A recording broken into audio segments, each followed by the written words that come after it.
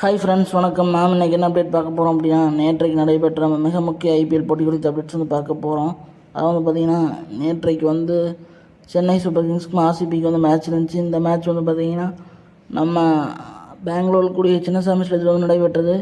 இந்த மேட்சை பொறுத்த வரைக்கும் மழை அச்சுறுத்தல் இருந்தது. ஆனால் மழை சிறிது நேரத்தில் நின்று விட்ட காரணத்தினால மேட்ச் முழுமையாக நடைபெற்றது. 40 ஓவர் மேட்சாக நடைபெற்றது.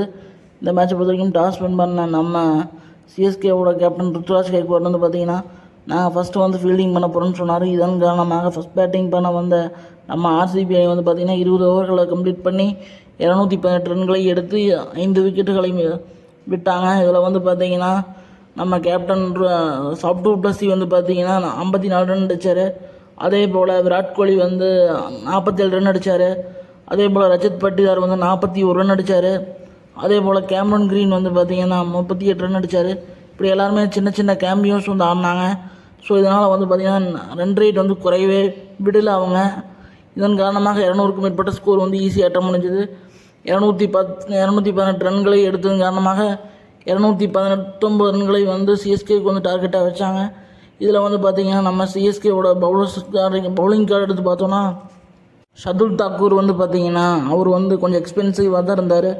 அவர் 61 ரன்களை விட்டு கொடுத்து 2 விக்கெட்டுகளை எடுத்தார். அதே போல் பார்த்திங்கன்னா துஷார் தேஷ்பாண்டே 49 ரன்களை விட்டு கொடுத்து 1 விக்கெட்டை எடுத்தார். அதே போல் நம்ம சேட்னர் பார்த்திங்கன்னா அவர் தான் நல்ல பவுலிங் போட்டார். 4 ஓவர்கள் பவுலிங் போட்டு 23 ரன்களை மட்டுமே கொடுத்து 1 விக்கெட்டை எடுத்தார். ஸோ இதுதான் சிஎஸ்கேவோட பவுலிங் கார்டாக இருந்துச்சு. இதுக்கப்புறம் ஒரு ரன் அவுட் ஆச்சுன்னு நினைக்கிறேன். அதுக்கப்புறம் பார்த்திங்கன்னா இப்போ சிஎஸ்கே பார்த்திங்கன்னா பிளே ஆஃபுக்கு தகுதி பெற வேண்டும் என்றால் 201 ரன்களை எடுத்து தோல்வி அடைய வேண்டும், அல்லது 219 ரன்களையும் எடுக்க வேண்டும் என்கிற ஒரு சிச்சுவேஷன் இருந்துச்சு. இதில் பார்த்திங்கன்னா அவங்களால 201 ரன்னை எடுக்க முடியல. 191 ரன்களுக்கு 7 விக்கெட்டுகளை இழந்து 20 ஓவர் முடித்தாங்க. இதன் காரணமாக பிளே ஆஃப் செல்வதற்கான ரன்கள் பார்த்திங்கன்னா இப்போ 9 ரன் வித்தியாசத்தில் தோற்று போயிட்டாங்க. அதே போல் மேட்ச்சில் பார்த்திங்கன்னா 27 ரன்கள் வித்தியாசத்தில் தோற்று போயிட்டாங்க. இதன் காரணமாக பரிதாபமாக சிஎஸ்கே இந்த சீசன்லேருந்து வெளியேறிட்டாங்க. இதில் பார்த்திங்கன்னா நம்ம ரச்சின் ரவீந்திரா 61 ரன்னை எடுத்து அன்ஃபார்ச்சுனேட்லி ரன் அவுட் ஆகிட்டார். அந்த ரன் அவுட் தான் மேட்ச்சுக்கு ஒரு திருப்பு முனையாக அமைந்தது. அது வரைக்கும் பார்த்திங்கன்னா மேட்ச் சிஎஸ்கேவுடைய கையில் இருந்து தான் சொல்லணும். அதே போல் பார்த்திங்கன்னா சிவம் துபேக்கு நேற்று படவே இல்லை. ஸோ இதெல்லாமே ஒரு மெயின் காரணமாக இருந்தது. இதில் பார்த்திங்கன்னா ஹையஸ்ட் பெர்ஃபார்மன்ஸ் அப்படின்னா நம்ம ரச்சின் ரவீந்திரா 61 ரன் அடித்தார். அதே போல் ரஹானே 33 ரன் அடித்தார். ரவீந்திர ஜடேஜா 42 ரன் அடித்தார். ஸோ அவர் கடைசி வரைக்கும் களத்திலிருந்தும் கூட முடியவில்லை அவரால். ஸோ அந்த மேட்சிக்கை 2023 ஃபைனலில் பண்ண மேட்சிக்கை நேற்றைக்கு அவரால் செய்ய முடியல. ஸோ கடைசி 2 பாலில் 10 ரன் தேவைப்பட்ட போது அவரால் அடிக்க முடியாத ஒரு சூழல் ஏற்பட்டு விட்டது. இதுக்கெல்லாம் காரணம் என்ன பார்த்திங்கன்னா, ஆர்சிபி நல்ல விடாமுயற்சியோட பவுலிங் பண்ணாங்க. அதுதான் மெயினான காரணம் சொல்லலாம்.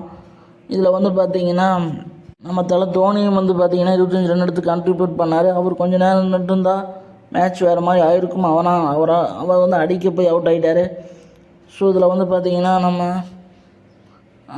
ஆர்சிபியோட பவுலிங் கார்டு எடுத்து பார்த்தோன்னா, Glenn Maxwell 1 wicket, Mohammed Siraj 1 wicket, Cameron Green 1 wicket, Lockie Ferguson 1 wicket, அதே போல் எஸ்தயால் அருமையாக பவுலிங் பண்ணி 2 விக்கெட் எடுத்தார். அவர் தான் மேட்ச் வின்னிங் பவுலிங் போட்டார்னு நான் சொல்லுவேன். அதே போல் டூப்ளஸியோட ஒரு கேட்ச் மேட்ச் வின்னிங் கேட்சாக இருந்தது, மிச்சல் ஸ்டார்டனோட கேட்சு.